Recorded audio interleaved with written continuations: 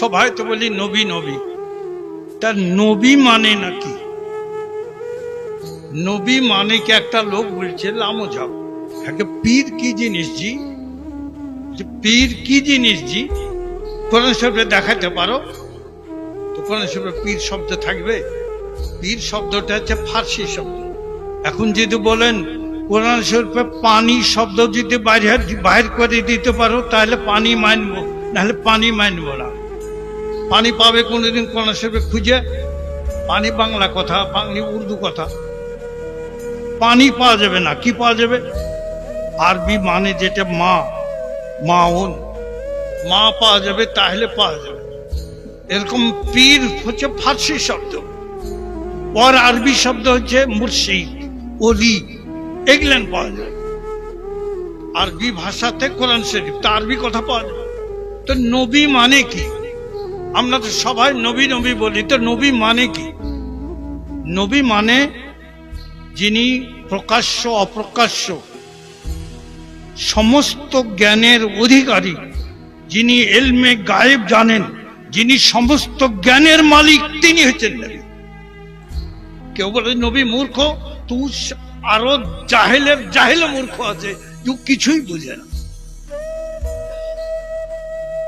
আমি আপনাদের সম্মুখে দুটো কথা বলছি, কিছু জানে একবার জাহেল মূর্খ বলে কিছু বলা যাবে?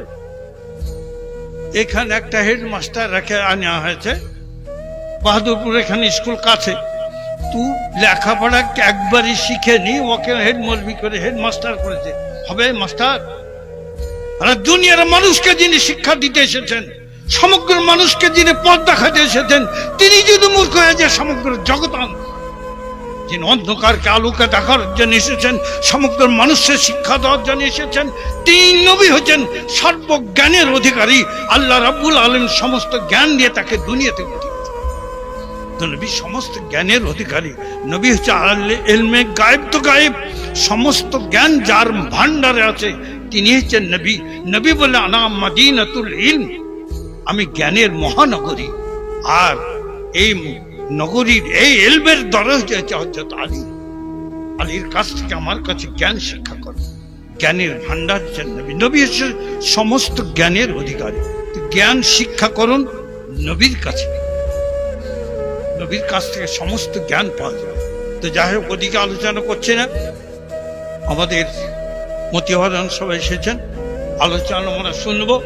আর একটা কথা, এবার একটা ছেলে আমাদের ওই পরীক্ষা দিচ্ছে আলিয়া বোর্ডে, আলেমে। তো বলছে হুজুর একটা প্রশ্ন করেছে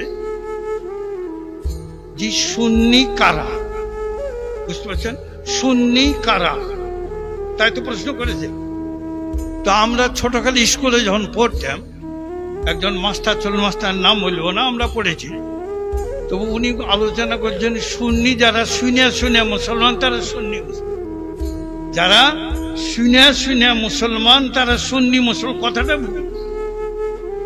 শুনে মুসলমান ও সুন্নি মুসলমান নয়। সুন্নি মুসলমান কারা? যারা নবীর সুন্নাত মোতাবেক চলেন তারাই সুন্নি মুসলমান, যারা নবী প্রেমিক তারাই সুন্নি মুসলমান, যারা নবী রাসূলকে মেনে চলেন তারা সুন্নি মুসলমান। যারা নবীকে মানে না, ওলি আউলিয়া গৌস কুতুবকে মানে না, নবীর ইজ্জত করে না, নবীর সম্মান করে না, নবীর মহব্বত করে না, ওরা সুন্নি জামাতের মুসলমান নয়, ওরা মুসলমানই নয়। মুসলমান হচ্ছে সুন্নি মুসলমান। আপনারা আমরা মুসলমান হয়েছি সুন্নি জামাতের নেতা হযরত খাজা আজমিরী রহমাতুল্লাহ আলাইহি সুন্নি জামাতের মুরিদ। তিনি হচ্ছেন পীরে কামেল, তিনি হচ্ছেন সুন্নি জামাতের মাথা। তিনি এসেছেন ভারতবর্ষে সুন্নি জামাতকে প্রচার করার জন্য, আপনাদের আমাদের মুসলমান করার জন্য। আজ যারা বলে পীর মানি না, আজ যারা বলে নবী মানি না, আল্লাহ যারা বলে নবীর ইজ্জত করি না, নবীর সম্মান জানে না, ও সুন্নি জামাতের লোক নয়, মুসলমানই নয়। সুতরাং আমরা নবী প্রেমিক মানুষ, সুন্নি জামাতের মানুষ, নবীকে মানি, ওলিকে মানি, গৌসকে মানি, পীরকে মানি, ওলিয়া উলিয়া গৌস কুতুব সবকে মানি, সমস্ত নবীকে মানি। আমরা হচ্ছে সুন্নি জামাতের মানুষ। এই জামাতকে আঁকড়ে ধরে থাকলেই তবে আপনি আমি জান্নাতে হব। এই জামাতকে ধরে থাকলেই তবে আপনার আমার কবরে মুক্তি হবে।